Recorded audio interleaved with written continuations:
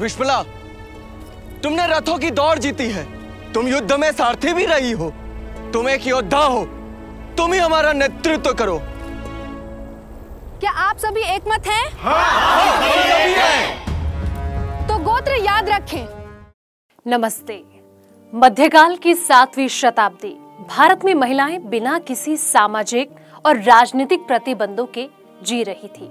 इसी दौरान मजहबी मानसिकता से भरा एक यवन लुटेरा मोहम्मद बिन कासिम भारत के पश्चिमी भूभाग सिंध पर आक्रमण करता है। इस आक्रमण को हिंदू राजा भांप नहीं पाया और लुटेरा राजा दाहिर की 2 बेटियों को अपने इस्लामिक खलीफा बिन अब्दुल मलिक के हरम में भेज देता है, जिसके साथ ही देश में मुसलमान लुटेरों का प्रभुत्व बढ़ने लगा। युद्ध में मारे गए सैनिकों की पत्नियां, बहनों और माओं के लिए अरब की मंडी सजने लगी। ये सब कुछ आगे बढ़ता गया। इससे बचने के लिए हिंदू स्त्रियां जौहर की अग्नि में भस्म होने लगी। साथ ही इस युग में अनेकों कुप्रथाओं का जन्म हुआ। इनमें प्रदा प्रथा, बाल विवाह, सती प्रथा जैसी कुरीतियों ने समाज को चारों ओर से जकड़ लिया और स्वतंत्र विचरण करने वाला भारतीय नारी समाज कई प्रथाओं में कैद हो गया। अगली कुछ सदियों के बाद मुगलों का आगमन इस पवित्र धराधाम पर होने लगा। मुगलों के आगमन के पश्चात सुरक्षा की दृष्टि से कुछ कुलीन वर्ग के लोगों ने प्रदा प्रथा को अपनाया। धीरे धीरे समाज के अन्य वर्गों ने भी इसका अनुसरण किया। लुटेरों से इस बर्बरता बचाने के लिए लोग या तो अपनी बहन बेटियों को पर्दे में रखते या फिर उनका बाल अवस्था में ही विवाह करने लगे और देखते ही देखते प्रचलन बढ़ने लगा। अब बाल्यावस्था में विवाह के कारण अधिकांश लड़कियों की प्रथम प्रसव काल में ही मृत्यु हो जाती थी। या किन्हीं कारणों से बाल्यावस्था में स्त्रियों का विधवा हो जाना उनके संपूर्ण जीवन के लिए अभिशाप बनने लगा। कारण कम आयु की बच्चियों का विवाह अधेड़ तथा वृद्ध से होना आम बात होने लगी थी। जो बच्ची विधवा हो जाती, समाज उसे हेय दृष्टि से देखने लगा। वो बच्चियों से जवान होने के बावजूद भी विधवा के इस कलंक को नहीं मिटा पा रही थी।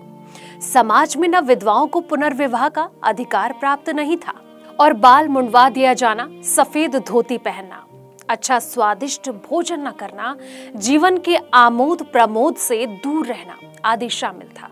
उन्हें मंदिरों में देवदासी बनाया जाने लगा। अपनी इस स्थिति की कल्पना करते हुए कई बार स्त्रियां स्वयं ही पति की चिता में कूदकर प्राण त्याग देती थी। धीरे धीरे प्रथा इतनी विभत्स रूप लेने लगे कि पति की चिता के साथ जलकर मरने वाली स्त्रियों का महिमा मंडल किया जाने लगा।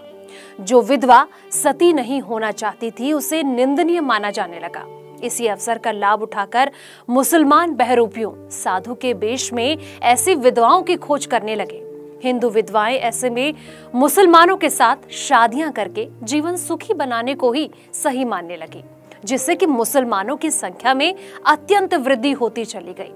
लेकिन मध्य युग के उत्तराधार्य कहो या 18वीं सदी के आरंभ में गुजरात के टंकरा नामक स्थान पर एक बालक का जन्म हुआ, जिसका नाम मूल शंकर रखा गया। तत्पश्चात समस्त विश्व में इन्हें स्वामी दयानंद सरस्वती के नाम से जाना।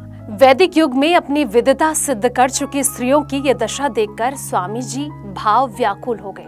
परिणाम की परवाह न करते हुए अन्याय के विरुद्ध स्वामी जी ने न केवल आवाज उठाई बल्कि तत्कालीन समाज को पुनर्विचार के लिए विवश कर दिया। हालांकि हिंदू विधवा पुनर्विवाह अधिनियम लागू हो चुका था, लेकिन समाज उसे स्वीकार नहीं कर रहा था। अंततः स्वामी जी आर्य समाज नाम की संस्था की नींव रखी और आर्य समाज के बैनर तले विधवा विवाह के लिए आंदोलन आरंभ किया। आरंभ में रूढ़िवादी समाज और हिंदू सनातनी पंडितों को समझाने तक का प्रयास किया कि विधवाओं की रक्षा प्रयत्न पूर्वक करो और हिंदू जनसंख्या कम होने से बचाओ। विधवा विवाह की लड़ाई जहां एक तरफ आर्य समाज सामाजिक मोर्चे पर लड़ रहा था, तो वहीं दूसरी ओर कानूनी मोर्चे भी संभाल लिया। सन 1921 की जनगणना के अनुसार इन हिंदू विधवाओं की संख्या 7,36,248 थी। लेकिन सोचिए कि बाकी विधवाओं में से हजारों ने मुसलमानों से शादियां करके उनकी संख्या वृद्धि की, तो हजारों की संख्याओं में वैश्या घरों को धकेल दी गई थी। जब रूढ़िवादी समाज को समझाने कई असफलता हाथ लगी तो आर्य समाज जुड़े लोगों के इसके नेताओं ने बाल विधवाओं से अपने बेटों के विवाह करने आरंभ कर दिए। सदियों से जकड़ी मानसिकता पर यह आर्य समाज का वो प्रहार था कि समाज चेतना जगाने लगी। समाज में परित्यक्त व उपेक्षित विधवा नारियों को सम्मान मिले। इसी उद्देश्य से आर्य समाज से प्रभावित और महान लेखक मुंशी प्रेमचंद्र ने विधवा स्त्री से विवाह करके समाज के सम्मुख एक उदाहरण प्रस्तुत किया। दूसरी तरफ आर्य समाज कानूनी जंग भी लड़ रहा था। मुरादाबाद के एक जाने माने आर्य समाज के कार्यकर्ता वकील पंडित सोमदेव शास्त्री जी 1935 से 40 तक हिंदू विधवा विवाह बिल के लिए कानूनी लड़ाई लड़ रहे थे, किंतु रूढ़िवादी पंडितों का एक वर्ग इसका विरोध करने के लिए कोर्ट तक जा पहुंचा। कमाल देखिए कि विरोधी पक्ष में एक मुसलमान वकील आरिफ सज्जाद था, जिसने मुस्लिम संगठनों की सहायता से हिंदू विधवा विवाह का विरोध करने के लिए पैसा पानी की तरह बहा दिया था, क्योंकि उन्हें अपनी जनसंख्या बढ़ाने की यह फसल हाथ से जाती दिख रही थी।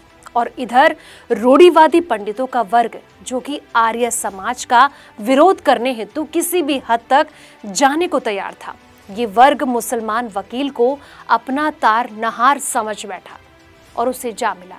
अंततः आर्य समाज मंदिर की शादियों को वैधता देने के लिए अंग्रेजों ने आर्य मैरिज वैलिडेशन एक्ट को साल 1937 में पारित किया।